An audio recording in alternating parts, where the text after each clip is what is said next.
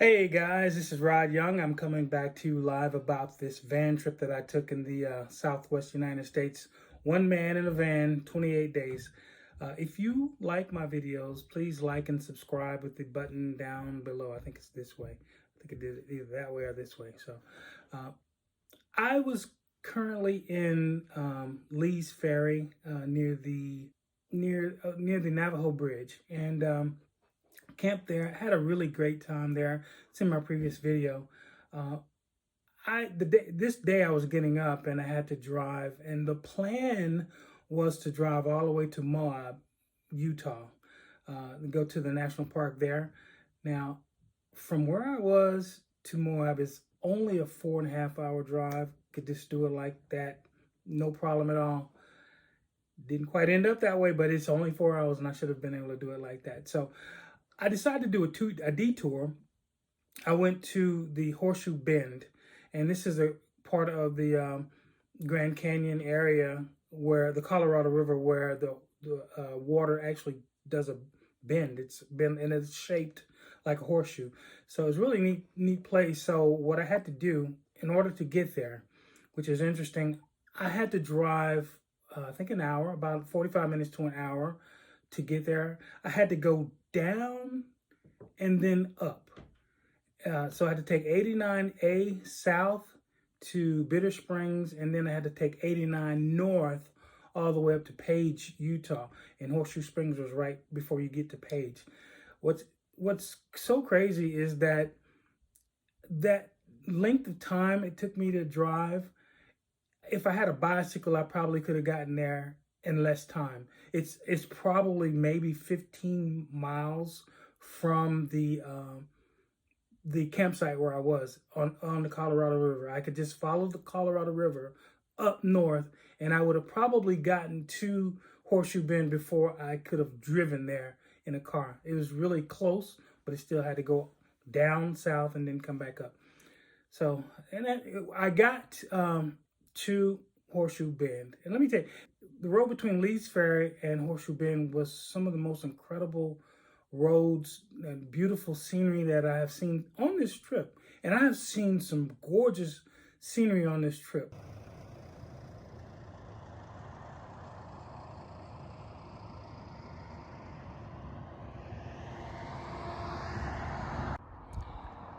Seems like I can't go 5 minutes without getting out of my car to take a picture, because some of this scenery is just so amazing. But I don't think I'm gonna ever get where I'm trying to go. I'm gonna just continue to ride until I don't have any more time. So it was just, and again, it only supposed to take me 4.5 hours, but part of the reason it took me longer was because I'm just driving, and then I see something I like, I'm pulling over, taking a picture of it, and I will show you why I stopped. And you'll look at some of these pictures and you'll be like, yeah, I probably would have stopped then too. So beautiful scenery. I mean, it's just all the way between Lee's Ferry and Horseshoe Bend. It was just incredible. And got to Horseshoe Bend, and you have to, it's not like you can actually just drive up to the actual Horseshoe Bend. From 89, you have to park in this parking lot. It's a kind of an attraction. I think it's a state park. And it's Page, Arizona. I hope I didn't say Page, Utah. Get out, pay the state fee, and then walk and take a look at the Horseshoe Bend. Had to walk to the Horseshoe Bend now. Okay, hello everyone. I'm in Page, Utah. I'm about to visit the famous Horseshoe Bend. It's the Colorado River creating a horseshoe and bending. So it's supposed to be really, really cool. I'm on the trail now. It's they say it's a 3/4 of a mile trail. And I just haven't got the nerve to ask people coming back if it's worth it. So I will find out on my own. Here we go.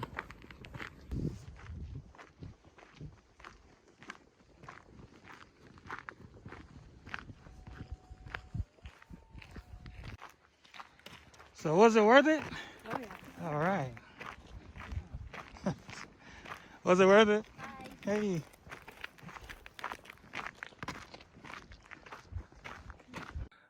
walk was really nice, and I saw, people back and forth, and I wasn't really sure what to expect when I got there.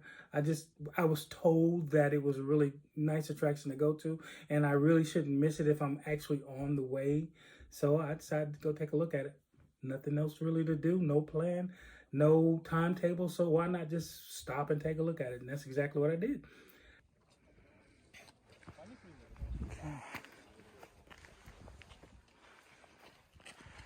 Yeah, I would definitely say it's worth it. Horseshoe Bend.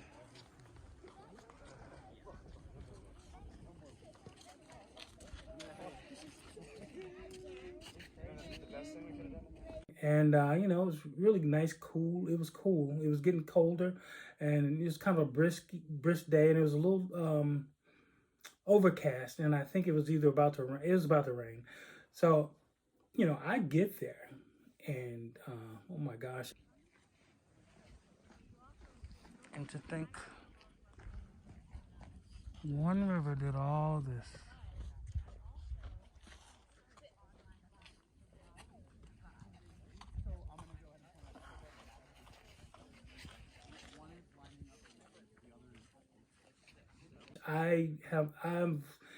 It was really, really scenic. It was beautiful because of the way and it may have just been the overcast, but everything was so clear, and the scenery was just so beautiful, and you could see the Colorado River just doing a U-turn, and it was just, the people there were just as in awe of this scenery as I was.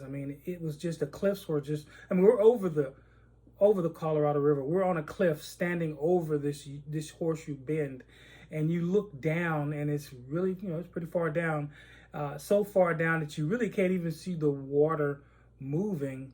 But I think there was one boat in the when I was there, and oh my gosh, it was just so incredible. And I've never seen anything so beautiful in terms of a river and cliffs, and it was just phenomenal place, and I would love to go back. And it was great. And so I was there for probably an hour, and just taking pictures and just enjoying it. And when I got ready to leave, I had started walking back, and I had my mask. It was getting cold, and I had my mask on, and I had my hat on, and I'm pretty much covered up, and next thing I know, I'm starting to see snowflakes.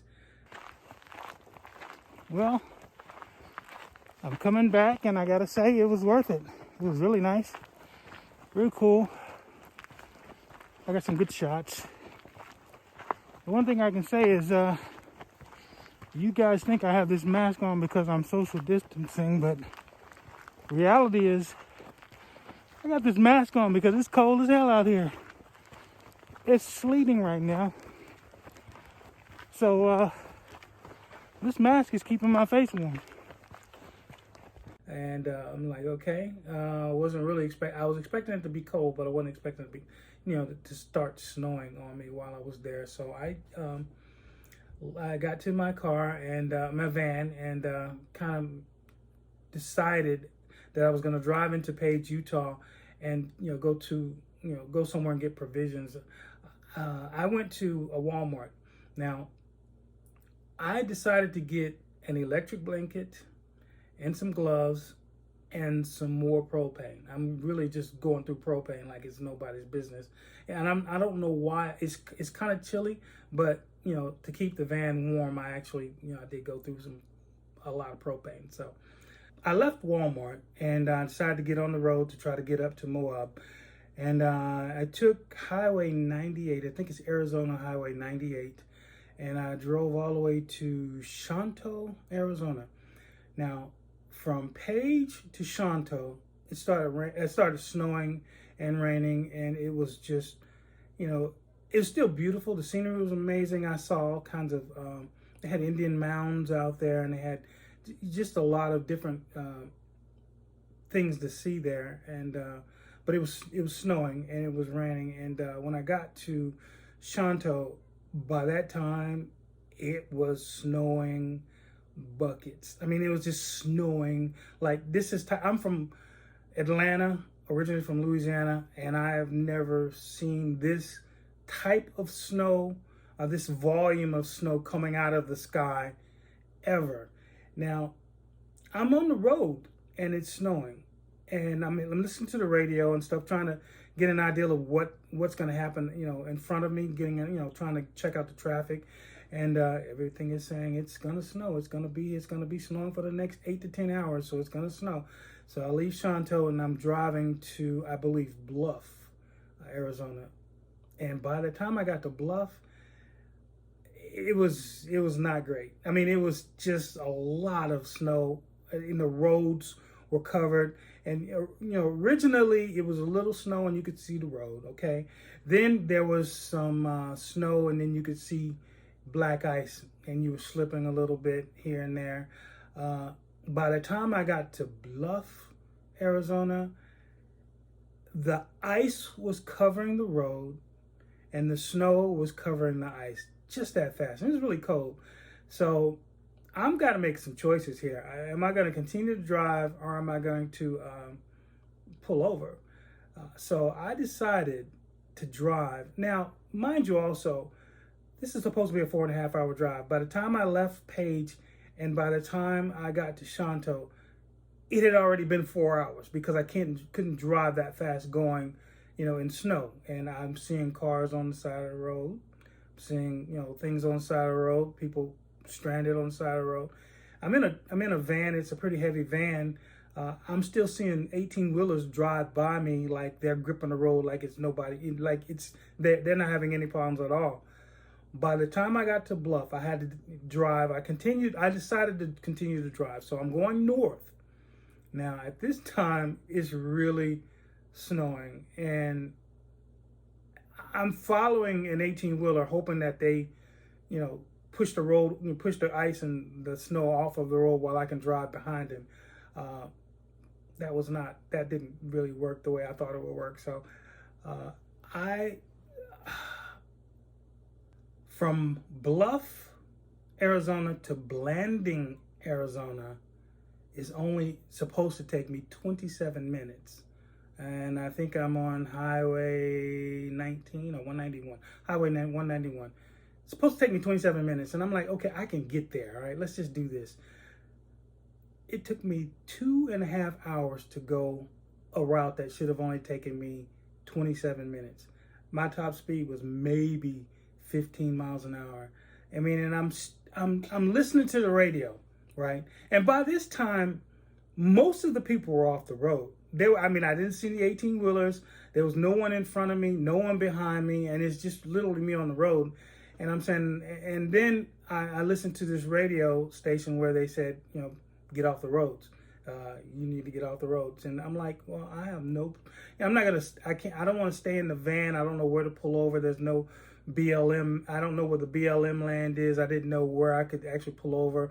A lot of personal, people's houses and properties and stuff, on the road, so farms and things like that. So I was going to get to a specific place, and so I decided to try to get to Blanding, and again, it took me so long, and but I ultimately got there, and I decided to stay at a roadway inn in Blanding, Arizona. Now, it was so much ice and snow on the road that I couldn't go any further.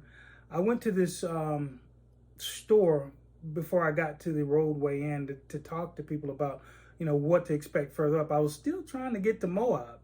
And the guy behind the counter says, dude, the last time they cleaned these roads, it was about 8 o'clock in the afternoon.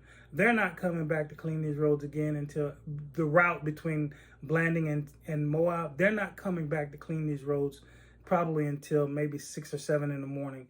If you try to go to Moab tonight, we may not, this may be the last time you get a chance to talk to anyone. So that's enough for me. So that's enough for me. I stopped and I decided to go to the Roadway Inn. And of course, the Roadway Inn isn't one of the greatest hotels. It was there and it was what I needed at the moment. So I pulled in and I I stopped there. Of course, I took advantage of the time. I washed some clothes and got a chance to. I really didn't get a chance to rest because I mean it was probably, almost 2:30 in the morning by the time I got there. Yeah, let me let you guys know that just because you're living in a van and you're seeing all these beautiful sceneries, it's not all glitz and glamour. Sometimes you gotta wash clothes. Yeah, that's right. I've pretty much used all of my clothes, well, most of them, so I'm washing, recycling, and I'm at a, let's say, less appreciated hotel because of the cost, and I can spend the night, get a good shower, and wash my clothes. And I'm in near Moab, Utah, about an hour from. I was gonna try to get there last night, but it was a little bit too much snow, and I decided to just kind of stop and get this done. So, and yeah, let me let you take a look at this beautiful view. I don't know if you can see it because it's glaring. But, yeah, that is snow out there. So there you have it. Got to get the clothes washed. Again, mind you, this is a 4.5 hour drive from Lee's Ferry to Moab, and I couldn't even get there. But the interesting thing, I was only an hour away from Moab when I stopped in Blending. It's only about an hour drive after that. Now, I'm gonna stop here, but I'll tell you what happens the next morning when I get up and get on the road. It was a very trying day, but at the same time, I'm somewhere where I've never been before, and I'm literally excited about the fact that, not that I nearly died in the ice and snow, but the fact that I'm living. You know what I'm saying? I'm living life, and I'm doing this, and I'm kind of just ad-libbing as I go. Sometimes it's just a beautiful thing to be able to do that. But I will talk about that more on my next video. So again, if you like these videos, please like and subscribe, the button down below.